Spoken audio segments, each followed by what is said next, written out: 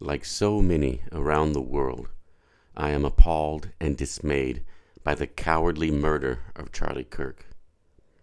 Like so many others, I feel compelled to speak out. We are so very, very fortunate to live in a day and age where we are able to speak out and have others hear what we have to say so easily. More of us should be taking advantage of this gift. Free speech is one of the most precious things we have in our society. Use it or lose it. I do not have much more to say than anyone else. I just feel the need, in Charlie's honor, to say something, to make clear where I stand as an American. I am discouraged, yet resolute. I am depressed, but galvanized. These emotions are clear, yet I feel something else too. I feel shame, ashamed that a younger man accomplished so much in such a short period of time. Ashamed that his courage and integrity, and most impressive, his work ethic, was so much greater than mine. What he accomplished and the number of people that he inspired in such a short life is absolutely incredible. He has stood up and spoken so consistently and eloquently, and I am embarrassed at my lack of contributions to the cause of America, freedom, pursuit of truth, betterment of society, and understanding where we came from and where we are going. So much of what he stood for, I stand for too. Yet he was a true soldier, and I was merely a spectator. All I can do is take inspiration from his actions and his words and his life.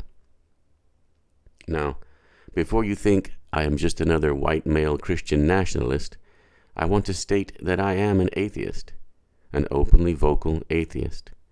Yet, I regard Charlie Kirk as a true American hero. I disagreed with so many things he believed, but I am still able to see how valuable his views are. His willingness to talk about serious subjects tenfold as valuable. He was extremely well-read and educated. He knew his facts and figures. He knew the results of laws, policies, and the like. He was an exceptional debater, which is, no matter what point of the political spectrum you are on, a very respectable thing to be. I view religion as a real detriment to human advancement. I sincerely wish I had had the opportunity to debate Charlie on religion. That would have been truly enjoyable.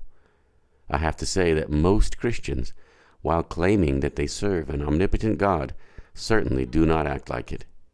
They live in fear and doubt, hiding their faith and trying to fit in with the secular world as it best serves their immediate and selfish interests. Not Charlie Kirk, and I admire him greatly for that. I do not believe I have any better or smarter takes or opinions, but I do believe that we all need to talk about and more openly engage in debate and honest conversation about these things that impact us daily. It is the gift of the Enlightenment and the Founding Fathers that we can affect changes in our government. It is the civic duty of all free people to keep working towards a better future. Politics is morality.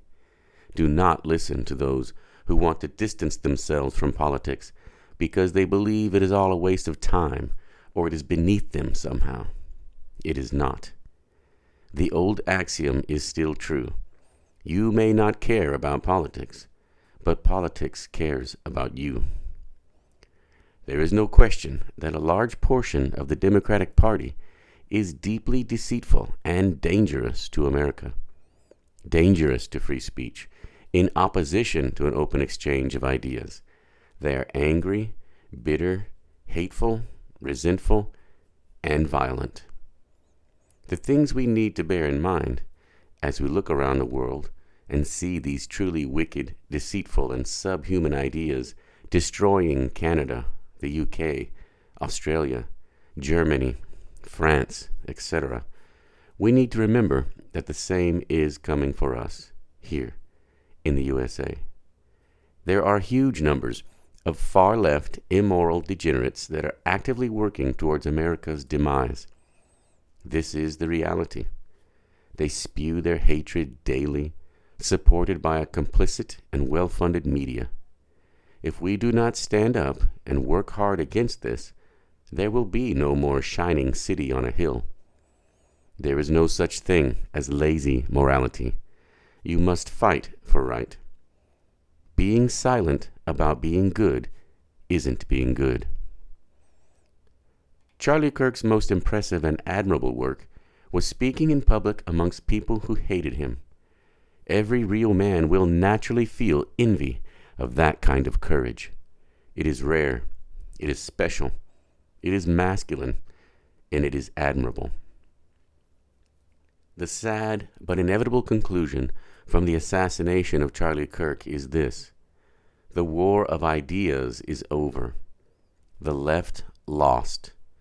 Communism/socialism, feelings over facts, everyone is equal, every idea is equal, multiculturalism, wokeism, everyone must be catered to. These ideas are revealed and exposed as inherently bad ideas for any society. Many people have learned that these ideas that they embraced in their youth do not work. They grow out of them, beyond them. However, the only response remaining to people incapable of growth is a physical attack. If they were capable of learning from mistakes, being results-based instead of emotionally dependent, they would have worked to make things better. Instead, they lash out, sore loser that they are, to try and destroy the very thing they were claiming to love and support without limit. They are revealed to be a liar and a hypocrite. Look in the eyes of so many hysterical women arguing with Charlie in his debates. Listen to the hate in their voices as they tell him to his face, "I hope your daughter has a great life far away from you." Or, "I hate you and everything you stand for." Over and over, on and on. Which brings us to where we are now. There is a large percentage of the population of Western society that actively seeks its downfall because they are sore losers. Their ideas failed, so they want to see it all fail. We should not trust them, as they are proven time and again to be deceitful, willing to lie about anything. We should stand firm to truths, facts, and results. Policies that work should be implemented. Policies that don't should be canceled and tossed in the dustbin of history where they belong. Stop letting our compassion and willingness to listen be used against us.